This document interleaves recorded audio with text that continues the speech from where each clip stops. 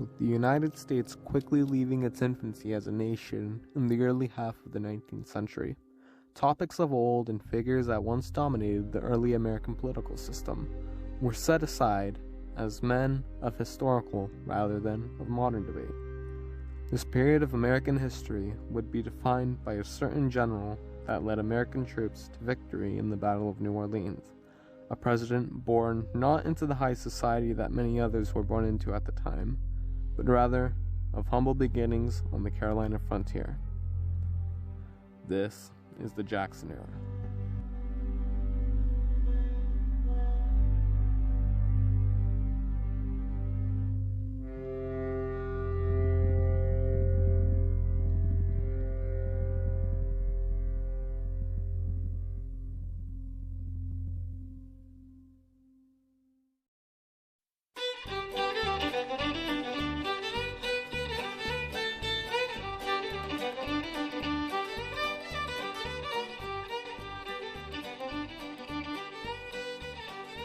Andrew Jackson led America to victory in many fierce battles, such as the Battle of Horseshoe Bend and the Battle of New Orleans, against Native and British forces throughout his military career.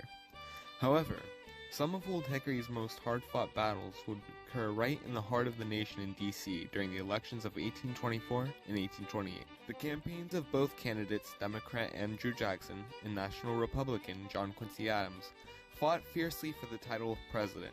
And despite losing the 1824 election, Andrew Jackson displayed to the American people his persistence and determination, returning once more to D.C. with Vice President John C. Calhoun for the election of 1828, along with more supporters rallying behind him than ever, due in part by a strong campaign and the expansion of suffrage to more men of common background. Jackson would triumph over John Quincy Adams and be elected as the 7th President of the United States. However, ferocious mudslinging campaigns against Andrew Jackson and his wife, Rachel, regarding the alleged adultery committed when marrying arose during the election. These claims would be generated by none other than Adams' Secretary of State, Henry Clay, and would leave Rachel dead of a heart attack. The newly elected President Jackson would be without a First Lady to take with him to the White House. It was said that one of Jackson's only regrets in life was not shooting Clay dead. Following his inauguration as president, Jackson made it clear to the Washington elite that they were no longer the only ones in charge of D.C. Jackson was here to fight the corruption that had plagued American politics at the time by issuing a strong executive force and the push support of rotations in office that would bring new figures to the forefront of American politics. Jackson would begin by removing and displacing cabinet members in favor of close advisors and friends such as Secretary of State Martin Van Buren. This would be referred to as his kitchen cabinet, as a group of advisors frequently held meetings on the grounds of the White House kitchen. Jackson's supporters were awarded roles in the government as a result of Jackson's spoil systems, in which friends, supporters, and political allies alike of Jackson were promised government positions in exchange for their continued support. The approval of Jackson from the American people stemmed from his philosophies of Jacksonian democracy that pandered and gave a speaking voice to the everyday common American. Nominating conventions came about as a result, giving common people more power politically. This success of Jacksonian democracy would lead to the foundation of the Democrat Party, comprising mainly of Jacksonians, farmers, and the common people. Its symbol, the jackass.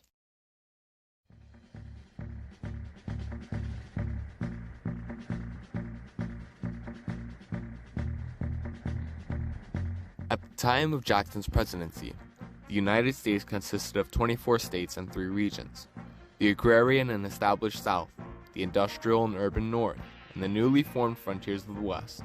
In the spring of 1828, Congress had passed a protective tariff that targeted imported British textiles.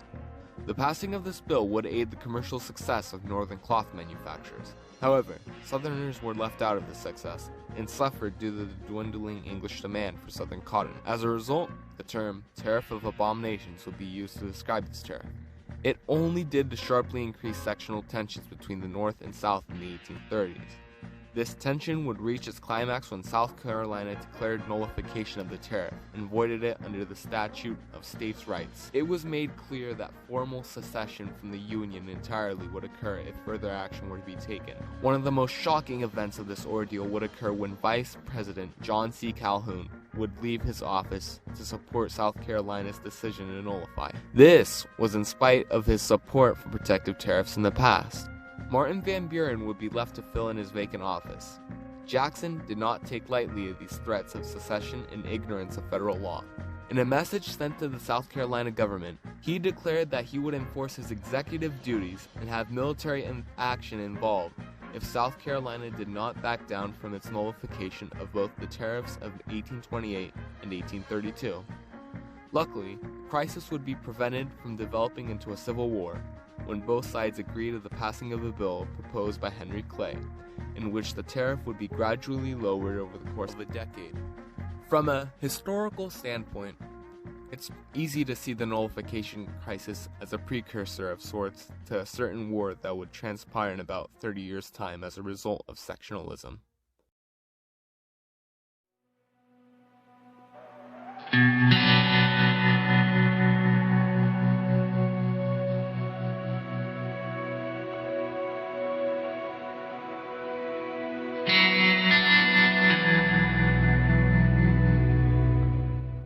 The 1830s in America would oversee the Indian Removal Act and the start of the Trail of Tears, in which southeastern tribes would be forced to relocate westward bound and give up their homelands.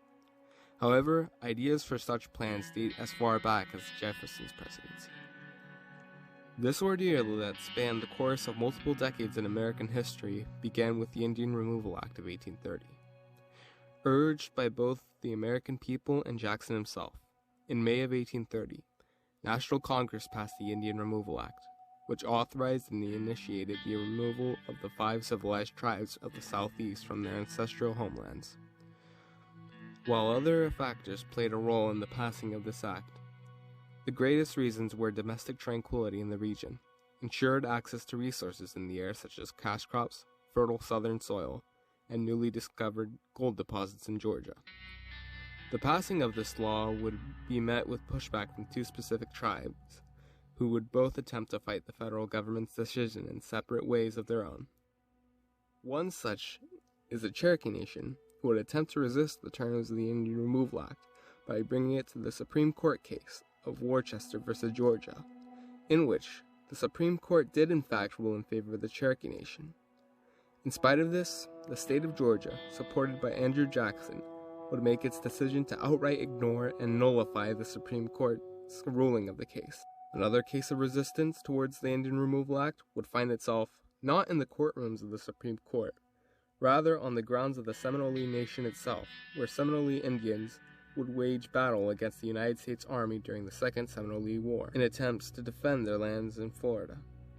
However, this fighting proved to be in vain, as almost all Seminole were either apprehended and forced into removal or killed in action.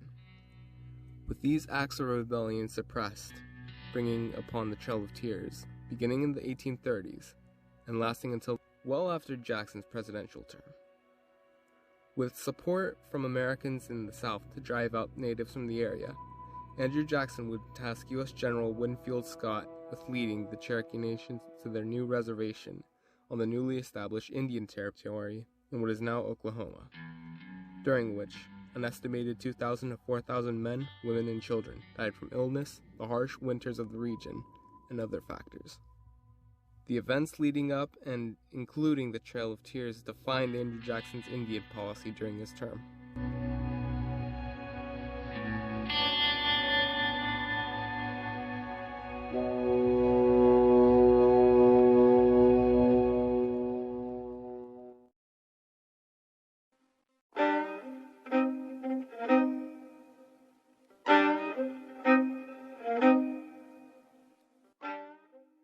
In the short era of American history that the first and second national banks existed, it proved to be very successful.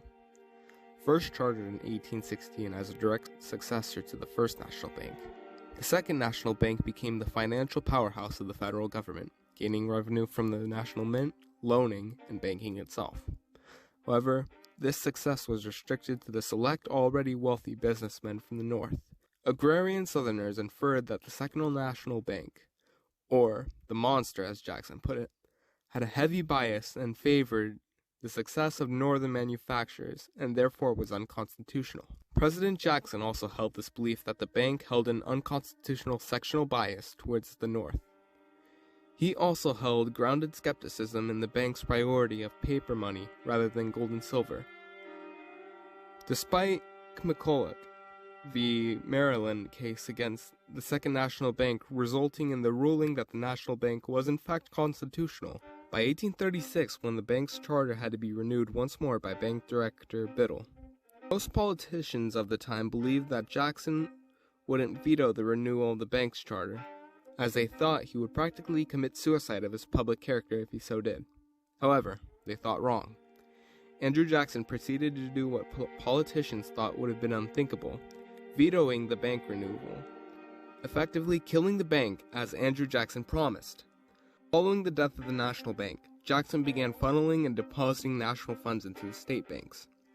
The entirety of the nation went into economic downturn, or depression, known as the Panic of 1837, plaguing the Union with rapidly rising inflation, unemployment rates, and nationwide foreclosures. This time in Jackson's presidency only did to cement even further his stubbornness to the Washington elite and the wealthy.